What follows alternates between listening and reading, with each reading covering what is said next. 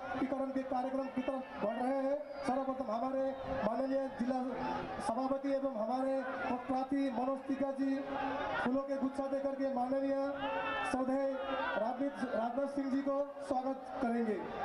आप लोग जय घोष करें, पूरा जोर हाथ उठा करके बोलो भारत माता की, भारत माता की, भारत माता की। और हमारे विधायक माननीय विशाल लामा जी उत्तरीय और टोपी पहना करके माननीय श्रद्धेय राजनाथ सिंह जी को स्वागत जता रहे हैं हमारे आलेपुर जिला एवं कालचिनी विधानसभा की इस पवित्र भूमि में। बोले भारत माता की, नरेंद्र मोदी जिंदाबाद, राजनाथ सिंह जी जिंदाबाद। धन्यवाद। हमारी इस विधानसभा के चारों मंडल कृपया फूलों के गुच्छा लेकर के राजनाथ सिंह जी को तहे दिल से, अंतर हृदय से स्वागत करेंगे और भाजपा के हर एक कार्यकर्ता को, भाजपा के प्रधानमंत्री जी को और हमारे प्रार्थी मनोज टिका जी को मजबूत करेंगे। बोले भारत माता की, भारत माता की, भारत माता की। आप लोग कृपया लाइट जला करके रखें और उनका स्वागत अभिनंदन जारी रखें। बोले भारत माता की। सज्जनगण, तो हमारे सर्वभारतीय हमारे रक्षा मंत्री श्रद्धेय राजनाथ सिंह जी इस पवित्र भूमि में आ चुके हैं। तो अभी हमारे बीच अपने विचारों को रखेंगे। हमारे अलीपुरद्वार जिला के भारतीय जनता पार्टी के हमारे प्रति हम सबके प्यारे आदरणीय मनोज टिका महाशय जी हम सबके सम्मुख में अपने विचारों को रखेंगे। धन्यवाद। बोलो भारत माता की, जय श्री राम। धन्यवाद।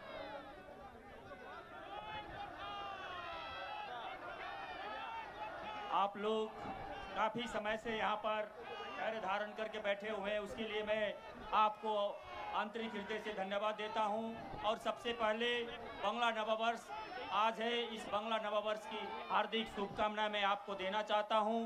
मंच पर उपस्थित हमारे देश के रक्षा मंत्री सम्मानीय राजनाथ सिंह जी उपस्थित हैं। हमारे यहाँ निखिल रंजन दे जो क्लस्टर इंचार्ज हैं, भाई मिठू दास, जनरल सेक्रेटरी श्रीमती कविता किरकिट्टा जी, हमारे जनरल सेक्रेटरी राजेश बारला जी, हमारे संपादक जिले के आलोक मित्रा जी, कन्वेनर कालचिनी विधानसभा नारायण लामा जी, को कन्वेनर विधानसभा राजेश छेत्री जी, उत्तम लामा जी, रुद्र मंडल जी, अभी नारायण शर्मा जी, हमारे मंडल सभापति कृपा शंकर जायसवाल जी, ऐसे विकास मित्र और विमल माली जी को भी धन्यवाद देते हुए म तपाईहरुले भन्न चाहन्छु कि यो जो भोट छ 19 तारिक, यो भोट न पश्चिम बंगाल को भोट हो, न कोलकाता को भोट हो, यो न पंचायत भोट हो, यो के को भोट हो, देश को भोट हो। के को भोट हो, यो देश को भोट हो।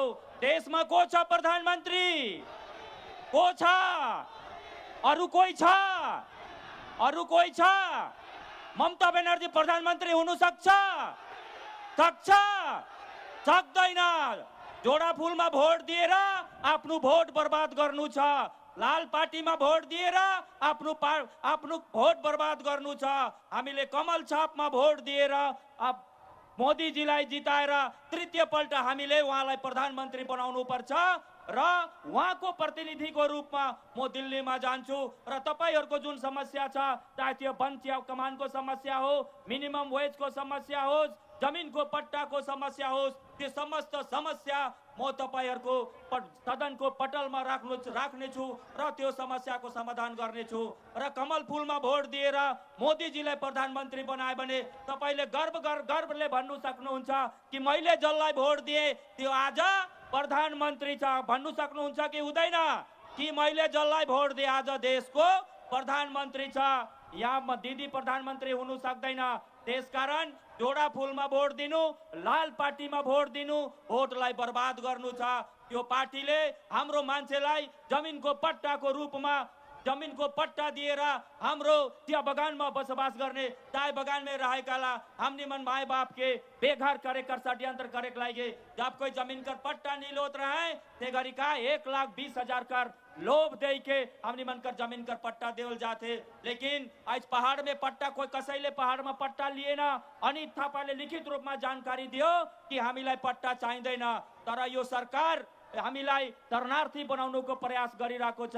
अब यो अहिले हामीलाई न तलब पाउँछौँ न कुनै जिनिस केही कुनै सुविधाहरू हामीले पाउँछौँ, न रासन पाउँछौँ, न दाउरा पाउँछौँ, न छाता पाउँछौँ, न तिरपाल पाउँछौँ।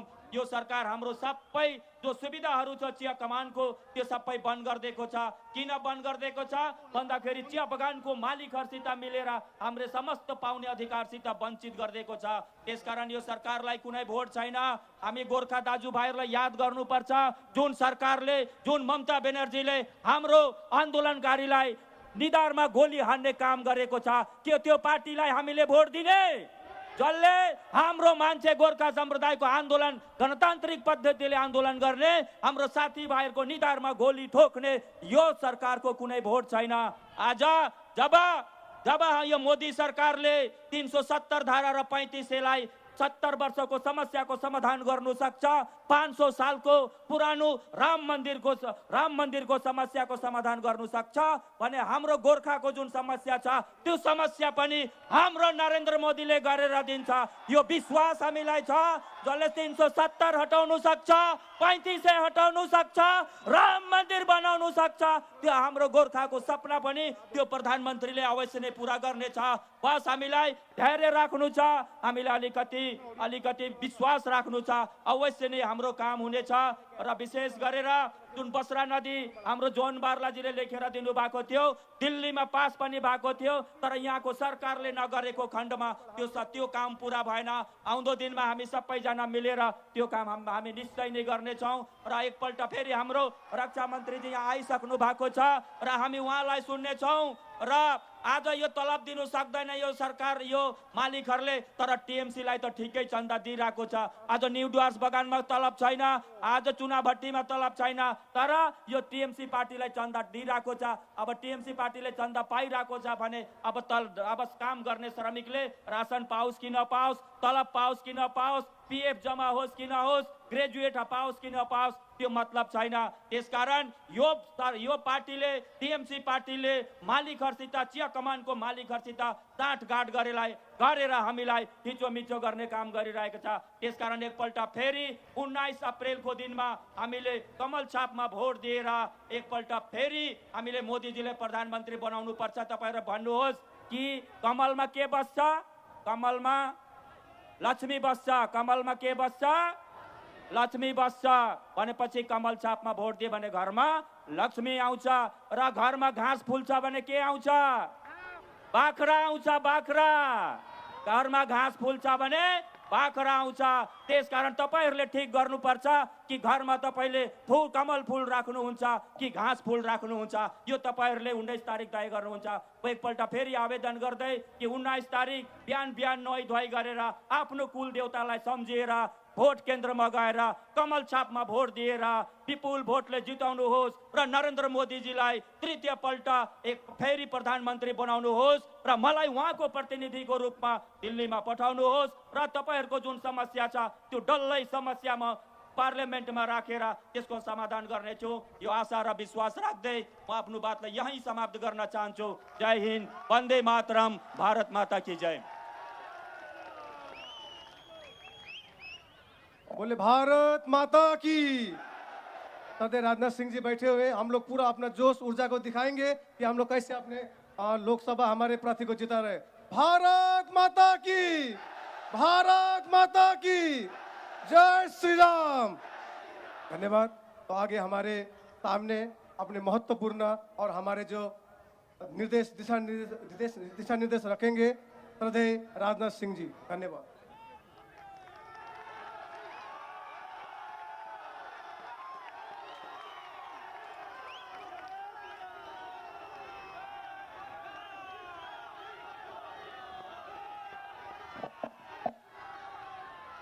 बोलिए भारत माता की।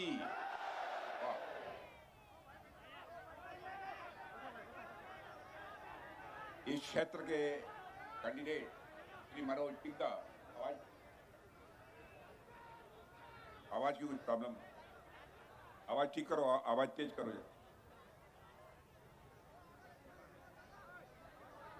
श्री मनोज टिग्गा यहाँ के कैंडिडेट श्री निखिल रंजन राय, cluster in charge Shri Vishal Lama, MLA Shri Alok मित्रा, कन्वीनर श्री नारायण मनोज मानव लामा, श्रीमती कविता करकटा, श्री मिथुन दास, श्री राजेश पारला, श्री कृपा शंकर जायसवाल, श्री राजेश छत्री, श्री उत्तम लामा, श्री रुद्र मंडल, श्री अभिनारायण शर्मा, श्री विकास मित्रा, श्री विमल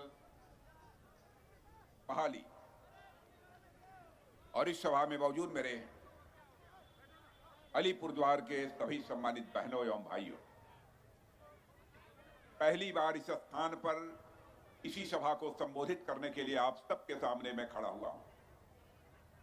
पहली बार आया हूं, फिर भी आप लोगों ने बहुत ही गर्मजोशी के साथ मेरा स्वागत किया है, मेरा अभिनंदन किया है।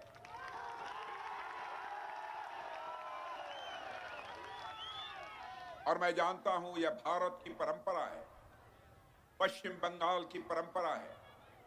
स्वागत, अभिनंदन और सलाम दुआ कभी एकतरफा नहीं होना चाहिए। इसलिए मैं भी अपनी तरफ से आप सभी बहनों भाइयों का हार्दिक अभिनंदन करता हूं, आप सभी का मैं स्वागत करता हूं। और साथ ही अलीपुरद्वार की धरती पर खड़े होकर पश्चिमी बंगाल की 10 करोड़ जनता का भी मैं अभिनंदन करना चाहता हूं। मेरे बहनों भाइयों, यह पश्चिमी बंगाल की धरती चैतन्य महाप्रभु की धरती है, रामकृष्ण परमहंस की धरती है, स्वामी विवेकानंद की धरती है और यह महर्षि अरविंद की धरती है। गुरुदेव रविंद्रनाथ ठाकुर जैसे महाकवियों की यह धरती है और साथ ही साथ आजादी की लड़ाई के नायक नेताजी सुभाष चंद्र बोस की यह धरती।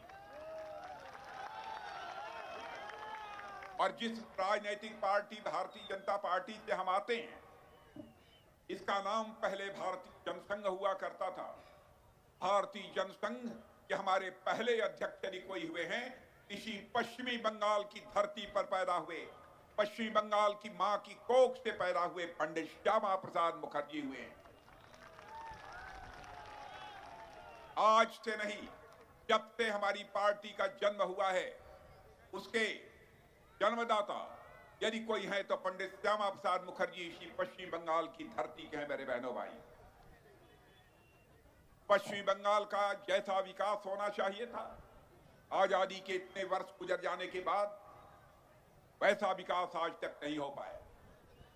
कभी यहां पर कम्युनिस्ट पार्टी के लोगों की लंबे समय तक सरकार रही है, उसके बाद तृणमूल कांग्रेस की कई वर्षों से सरकार इस पश्चिमी बंगाल में काम कर रही है। बराबर, चाहे सीपीएम रही हो, चाहे तृणमूल कांग्रेस रही हो, हमारे पश्चिम बंगाल की जनता को बराबर गुमराह किया है, धोखा दिया है। लेकिन मैं आज आपको यकीन दिलाने आया हूं बहनों भाइयों, पूरे पश्चिम बंगाल ही नहीं, सारे हिंदुस्तान में माहौल बन चुका है। और पश्चिम बंगाल में जैसा माहौल मैं यहां प्रत्यक्ष अपनी आंखों के सामने देख रहा हूं, मेरा विश्वास यह पक्का हो गया है, इस बार पश्चिम बंगाल की लगभग अधिकांश सीटों पर कोई पार्टी जीतने जा रही है तो भारतीय जनता पार्टी जीतने जा रही है। हिंदुस्तान के अधिकांश राज्यों में इस समय भारतीय जनता पार्टी की सरकार है। बहनों भाइयों, बहुत बड़ा राज्य है पश्चिम बंगाल, यहाँ की जनसंख्या लगभग 10 करोड़ के आसपास की है। और मैं पश्चिम बंगाल के लोगों से जब मिलता हूं, जब अन्य लोगों के माध्यम से भी मैं जानकारी हासिल करता हूं, तो लोग कहते हैं अब यह पश्चिम बंगाल के हालात को देखने से लगता है अगली जब विधानसभा का चुनाव होगा तो उसमें यहां पर Bharatiya Janata party clear majority के साथ पश्चिम बंगाल में अपनी सरकार बनाएगी। हमारे प्रधानमंत्री ने यहां का कैसे विकास किया है, क्या विकास उन्होंने करने की कोशिश की है, इसकी आपको पूरी तरह से जानकारी होगी। हम जितना विकास पश्चिम बंगाल का करना चाहते हैं, बहनों भाइयों, तृणमूल कांग्रेस की सरकार वह विकास नहीं होने देती है। उसको लगता है यदि मोदी जी ने पश्चिम बंगाल का विकास कर दिया तो सारा का सारा श्रेय मोदी जी को चला जाएगा और पश्चिमी बंगाल की जनता मोदी जी के साथ खड़ी हो जाएगी। बराबर यह भय सताता है पश्चिमी बंगाल की लॉ एंड ऑर्डर, कानून और व्यवस्था के हालात कितने बदतर हो चुके हैं आपको बतलाने की जरूरत नहीं है। यहां कोई व्यक्ति अपने को सुरक्षित नहीं महसूस करता है। आप लोग भी मेरी बात से सहमत होंगे कि किसी भी राज्य के विकास की पहली शर्त होती है चुस्त दुरुस्त कानून व्यवस्था, चुस्त दुरुस्त लॉ एंड ऑर्डर। लेकिन जब यहां लॉ एंड ऑर्डर नहीं है, किसी की जिंदगी सुरक्षित नहीं है, तो पश्चिमी बंगाल का विकास कैसे होगा। मैं आपको कहना चाहता हूं, एक बार इस चुनाव में आप हमारे बड़ी संख्या में सांसदों को चुनकर भेजिए। उसके बाद विधानसभा का चुनाव होता है, भारतीय जनता पार्टी की सरकार बनाइए। हम देखेंगे किस गुंडे बदमाश पे हिम्मत है कि हमारे एक भी बंगाल के भाई के ऊपर हाथ उठा पाता है। और मैं आज ही उन गुंडों को सचेत करके जाना चाहता हूं, बहनों भाइयों, जो आपके ऊपर जुल्म ढाते हैं, जो तोलाबाजी करते हैं, उन तोलाबाजियों को भी बतलाना चाहता हूं, तुम लोग बाहर नहीं रहोगे। जिस दिन भारतीय जनता पार्टी की सरकार बन जाएगी, तुम्हारा स्थान, तुम्हारा घर नहीं होगा, सरकार की जेल होगी। बहनों भाइयों, एक भी तोलाबाज नहीं बचेगा। मुझे मालूम है इस टीएमसी की सरकार के रहते हुए किस तरीके से कटबनी ली जाती है। हर चीज में कटबनी। यहां पर कभी राशन घोटाला के बारे में सुना जाता है, कभी टीचर भर्ती घोटाले के बारे में सुना जाता है। अभी हाल में ही आपने देखा भ्रष्टाचारियों के ऊपर ईडी ने जब कार्रवाई की है और उनकी 3000 करोड़ की संपत्ति को जब्त किया है। यहां के टीचर्स की भर्ती में जो घोटाला हुआ है, मैं यकीन दिलाना चाहता हूं, पक्की जानकारी यदि हम लोगों को मिल जाएगी सरकार बनने के बाद, तो जिन जिन लोगों से पैसा लेकर भर्ती की गई है बहनों भाइयों, अथवा जिनके साथ जिनका पैसा लिया गया है, उन पैसों को भी भ्रष्टाचारियों की जेब से निकालकर हम उनकी जेब में डालेंगे। वही हमारे प्रधानमंत्री का संकल्प है। मैं जानता हूं तृणमूल कांग्रेस के लोग यहां गुंडे पालते हैं, गुंडे पालकर आपके अंदर दहशत पैदा करने की कोशिश करते हैं। अराजकता का माहौल इस पूरे पश्चिम बंगाल में बना हुआ है। महिला सीएम के रहते हुए जहां पर महिलाओं के ऊपर जुल्म और अत्याचार होता, बहनों भाइयों, अन्य राजनीतिक पार्टी महिलाओं के ऊपर होते हुए जुल्म अत्याचार को बर्दाश्त कर ले, लेकिन भारतीय जनता पार्टी किसी भी सूरत में इसे बर्दाश्त नहीं कर सकती है। हमारे प्रधानमंत्री के लिए नारी सम्मान सबसे बड़ा सम्मान है, लेकिन यहां पर अजीबोगरीब हालात लोगों ने पैदा कर रखे हैं। मैं माताओं बहनों से कहना चाहता हूं, आपने देखा जो वादा कांग्रेस पार्टी बहुत पहले से करती चली आ रही थी, भारत की संसद में 33% रिजर्वेशन महिलाओं को दिया जाएगा, हर असेंबली में 33% रिजर्वेशन महिलाओं को दिया जाएगा, कोई सरकार नहीं कर पाई। पहली बार किसी सरकार ने किया है तो मोदी जी की सरकार ने इसे करके दिखाया है। बहनों भाई, मैं जानता हूं यहां पर अवैध घुसपैठिए भी बहुत आए हुए हैं। अवैध घुसपैठियों को वोटर बनाकर टीएमसी ने उनका वोट हासिल करने की कोशिश की है। बहनों भाइयों, एक एक चीज की हम लोग छानबीन कराएंगे और इसीलिए हम लोगों ने यहां नागरिकता का कानून पास किया है, सिटीजनशिप अमेंडमेंट एक्ट पास किया है, और ऐसे लोगों की छानबीन होगी जो गलत तरीके से नागरिक बने। लेकिन इस नागरिकता कानून को लेकर भी भ्रम पैदा करने की कोशिश की जा रही है। जो वास्तव में भारत के नागरिक हैं, चाहे वह हिंदू हो, मुसलमान हो, ईसाई हो, पारसी हो, बौद्ध हो, बहनों भाइयों, उनकी नागरिकता किसी भी सूरत में नहीं जाने पाएगी। लेकिन जिन्होंने गलत तरीके से नागरिकता लेने की कोशिश की है, उनके खिलाफ कार्रवाई की जाएगी। मैं आपको विश्वास दिलाता हूं। यहां की सरकार की हालत यह है कि हर चीज के लिए मोदी जी के ऊपर दोष, जो तो दोष, नंदो घोष, यह हालत बना दी है। बहनों भाइयों, अब यह नहीं चलने वाला है। यहां भारत अब तेजी के साथ आगे बढ़ रहा है, तेजी के साथ आगे बढ़ रहा है। सारी दुनिया में भारत का स्टेशन, भारत का कद ऊंचा हुआ है। पहले इंटरनेशनल फोरम पर भारत कुछ बोलता था, सारी दुनिया भारत को जितनी गंभीरता पूर्वक सुना जाना चाहिए नहीं सुनती थी। लेकिन भारत का स्टेशन बढ़ने के बाद, भारत का कद बढ़ने के बाद आज अंतर्राष्ट्रीय मंचों पर भारत कुछ बोलता है तो सारी दुनिया कान खोलकर सुनती है कि भारत बोल क्या रहा है। यह भारत की हैसियत बनी है। चाहे कांग्रेस रही हो, चाहे टीएमसी रही हो, बराबर इन लोगों ने जनता को धोखे में रखा, जनता से वादा किया सरकार बना दो, गरीबी मिटा देंगे। बहनों भाइयों, ना तो सारे देश में कांग्रेस गरीबी मिटा पाई और न पश्चिम बंगाल में टीएमसी गरीबी मिटा पाई, बल्कि और लोगों को गरीब बनाने का काम यहां की टीएमसी की सरकार ने किया है। लेकिन आंकड़े इस बात के सबूत हैं। मैं प्रेस के दोस्तों से भी कहना चाहता हूं, हमारी कोई बात गलत हो आप लिख लीजिएगा। मैं यहां जनता को गुमराह करके गया हूं, मैं उसके लिए क्षमा मांग लूंगा। और यह बात मैं इसलिए कह रहा हूं, मैंने जिंदगी में राजनीति की है तो जनता की आंखों में धूल झोंक कर नहीं, जनता की आंखों से आंख मिलाकर हम लोगों ने राजनीति की है। बहनों, आपको धोखा देकर, आपको गुमराह करके हम आपका समर्थन नहीं चाहेंगे। हम आपका विश्वास हासिल करना चाहते, आपकी आंख से आंख मिलाकर हम आपका विश्वास हासिल करना चाहते। हम लोग ऐसी पार्टी, गरीबी दूर करेंगे, गरीबी दूर करेंगे।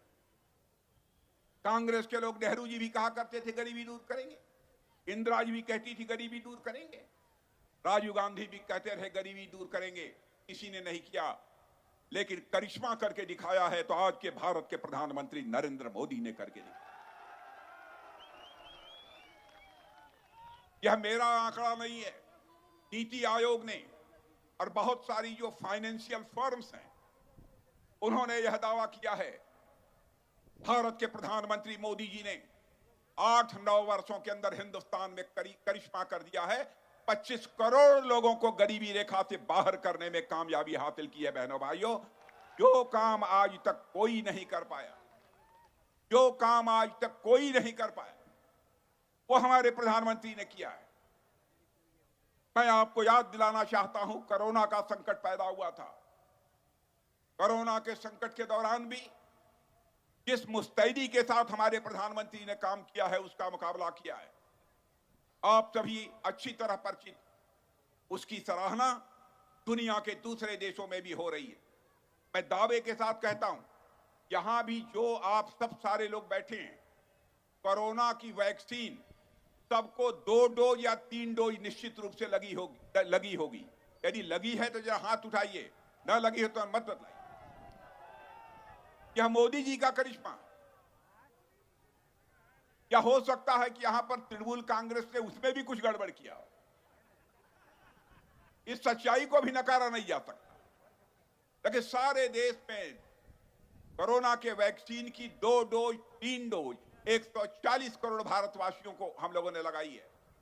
आपको जानकर आश्चर्य होगा, अमेरिका जैसे धनवान देश में भी सभी नागरिकों को कोरोना के वैक्सीन की 3 डोज नहीं लगी है तो केवल भारतवासियों को लगी है। बहनों भाइयों, यह करिश्मा भी किसी ने किया है तो मोदी जी ने किया।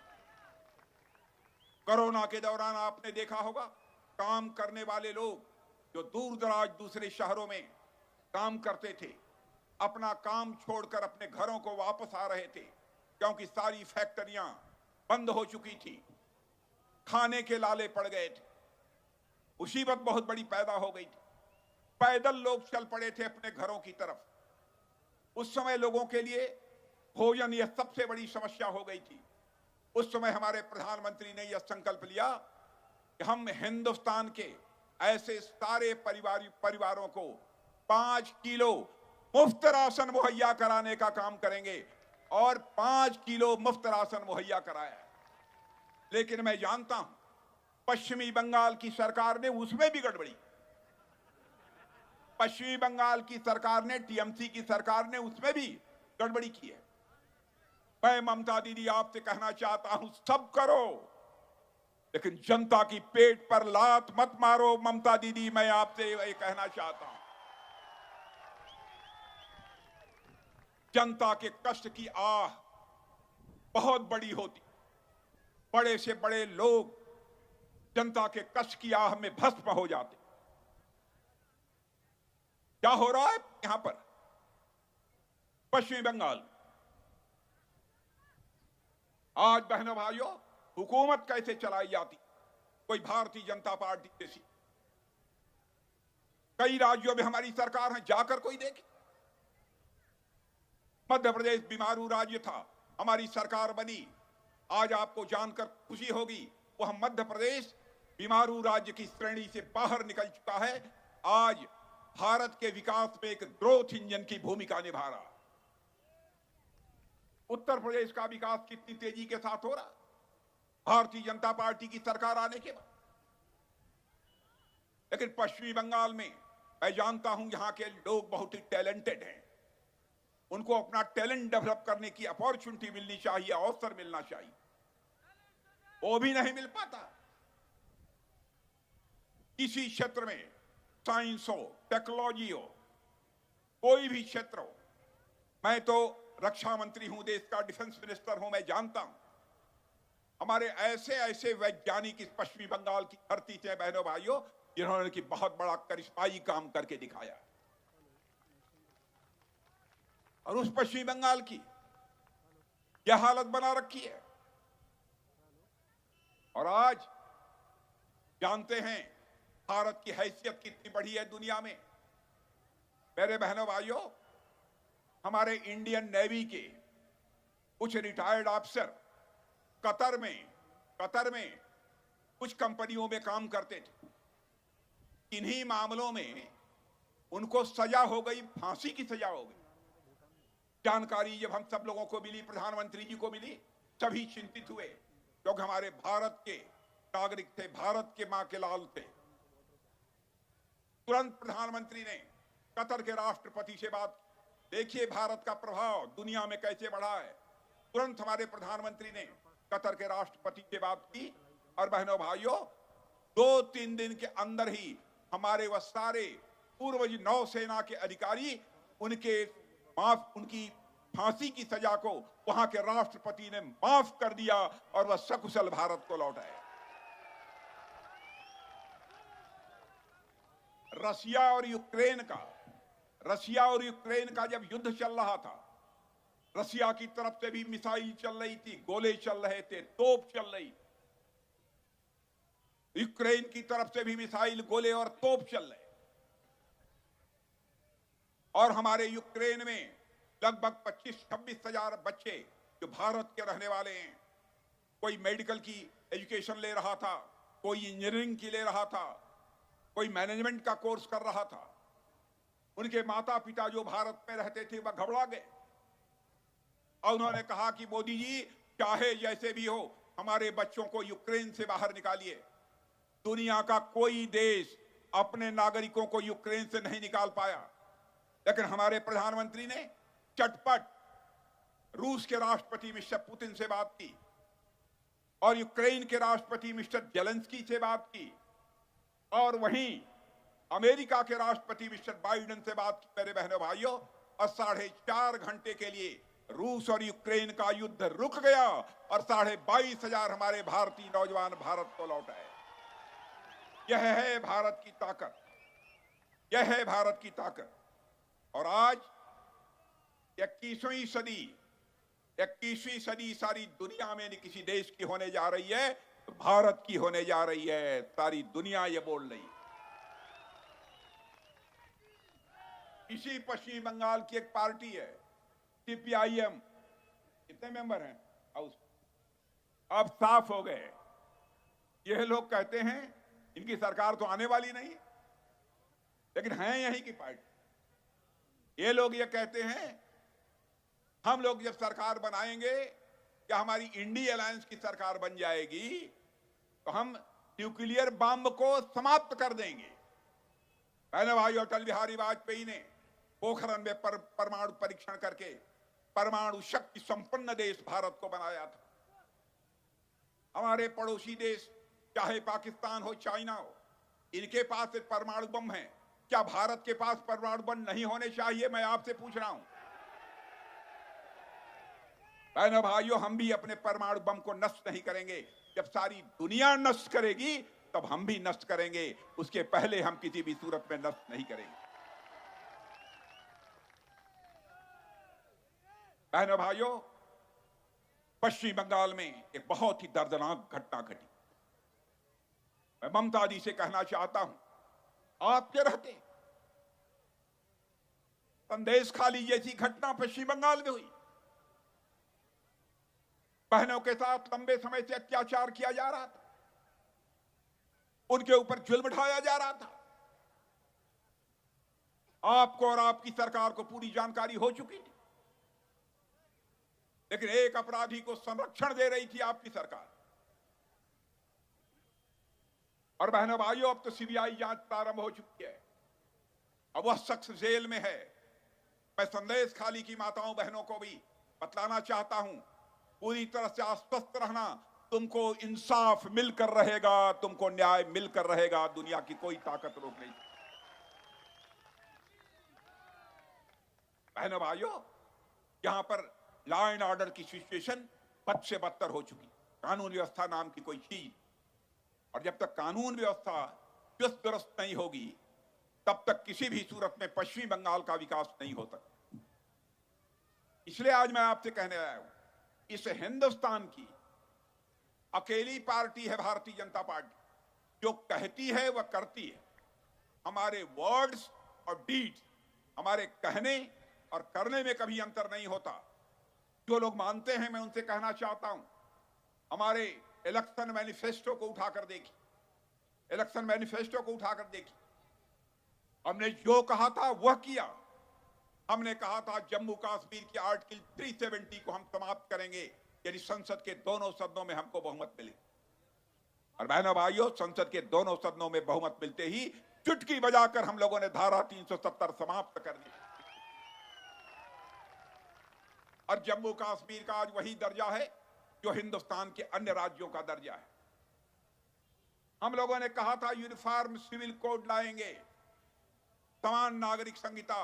मैं कहकर जा रहा हूं पश्चिम बंगाल की धरती पर, इस बार हमारी सरकार बनने दो बहनों भाइयों, हम समान नागरिक संहिता, यूनिफॉर्म सिविल कोड लाएंगे लाएंगे लाएंगे। दुनिया की कोई ताकत नहीं रोक।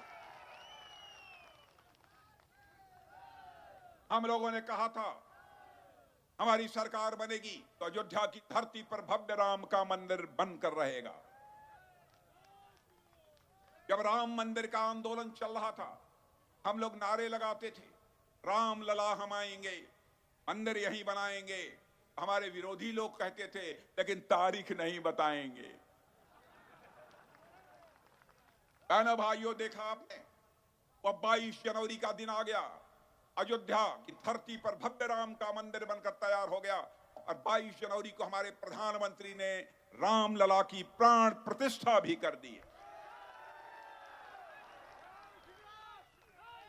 और आज आपको मैं कहना चाहता हूं, भगवान राम, राम लला अपनी कुटिया, अपनी झोपड़ी से निकलकर अपने महल में पहुंच चुके हैं। बहनों भाइयों, अब भारत में राम राज्य का आगाज होकर रहेगा, मुझे पक्का विश्वास।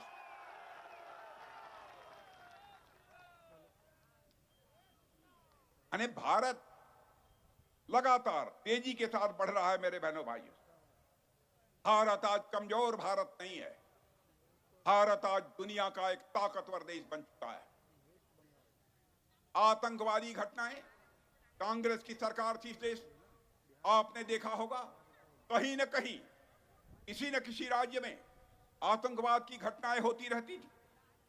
लेकिन जब से मोदी जी की सरकार बनी है, प्रारंभ में कुछ घटनाएं कश्मीर के अंदर हुई बहनों भाइयों, उसके बाद आपने देखा हमारे सेना के जवानों ने सीमा के इस पार ही नहीं, जरूरत पड़ी तो सीमा के उस पार जाकर आतंकवादियों का सफाया करने में कामयाबी हासिल। हम लोगों ने सर्जिकल स्ट्राइक भी की, सेना के जवानों ने एयर स्ट्राइक भी की, आतंकवाद का सफाया करने। और ये कांग्रेस के लोग, ये टीएमसी के लोग, ये कहते हैं भाजपा के लोग, प्रमाण दो क्या आपने ऐसा किया। अरे वो देश जहां हुआ वो तो मानते हैं, ये मानने को तैयार है। बहनों भाइयों, हमारे देश के सेना के जवानों के शौर्य और पराक्रम पर यह सवालिया निशान खड़ा करने की कोशिश कर। देश ऐसे नहीं चलेगा। और मैं आज कहकर जाना चाहता हूं, बहनों भाइयों, अब टीएमसी का समय पश्चिम बंगाल की धरती से समाप्त हो चुका है। बहनों भाइयों, टीएमसी अब अपनी समाप्ति की ओर बढ़ चली है।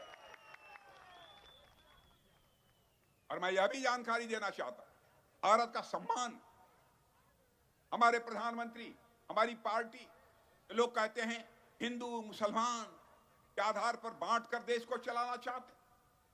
हम लोग जाति, पंथ, मजहब की राजनीति नहीं करते हैं। हम राजनीति करते हैं इंसाफ और इंसानियत की राजनीति करते हैं, जस्टिस एंड ह्यूमैनिटी की पॉलिटिक्स करते हैं। हम लोग देश को हिंदू मुसलमान के आधार पर भी नहीं बांटना चाहते। वोट हासिल करने के लिए ये लोग देश को हिंदू मुसलमान के आधार पर बांटते हैं।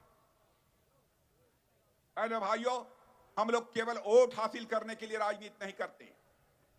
हम केवल सरकार बनाने के लिए राजनीति नहीं करते हैं।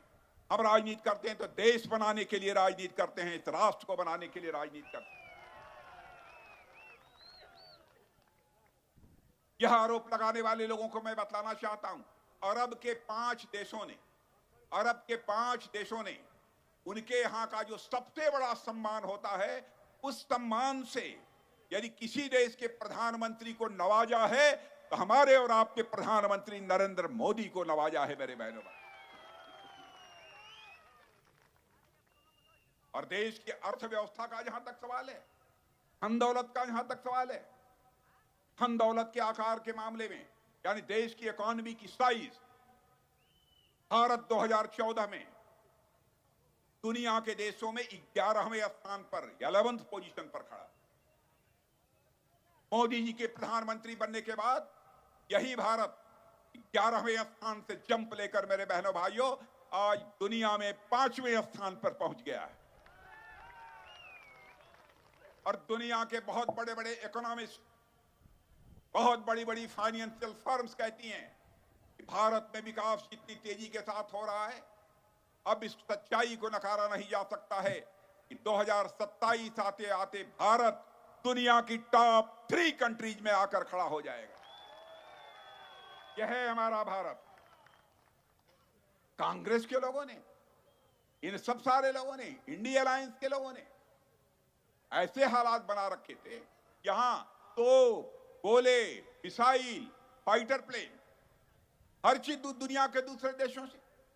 हमारे प्रधानमंत्री ने कहा नहीं, यह हम बहुत हो गया, अब हम दुनिया के दूसरे देशों से नहीं खरीदेंगे, वहां से हम इंपोर्ट नहीं करेंगे, हम भारत की धरती पर बनाएंगे, भारत के नौजवानों के हाथों से हम बनाएंगे।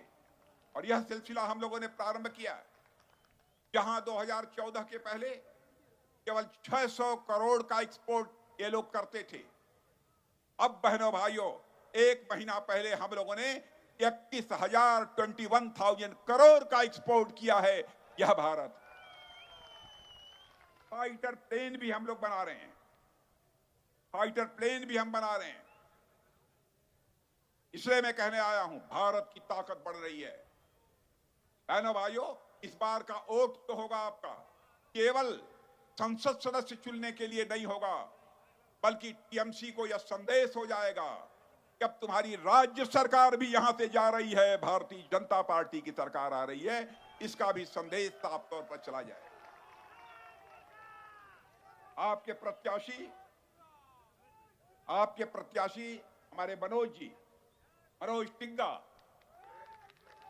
बहनों भाइयों, मनोज टिग्गा को मनोज टिग्गा को बोलते हुए मैंने पहली बार सुना है। मनोज टिग्गा को बोलते हुए पहली बार मैंने सुना है। मैं दावे के साथ कह सकता हूं, आपका मनोज टिग्गा यानी मेंबर ऑफ पार्लियामेंट बनकर भारत की संसद में जाएगा तो आपकी समस्याओं को प्रभावी तरीके से आवाज देने का काम कोई करेगा तो आपका मनोज टिग्गा करेगा।